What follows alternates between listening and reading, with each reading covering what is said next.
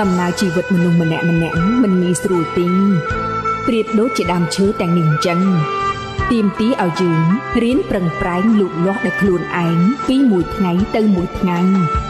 ដល់ពេលលូតធំកាលណាព្យុះភ្លៀងចាំតែបោកបក់គ្រប់ពេលប្រសិនបើយើងមិនរឹងមាំមិនតស៊ូច្បាស់ជាបាក់ទៅតាមនីវ៉ូខ្យល់ទាំងនេះមិនខាន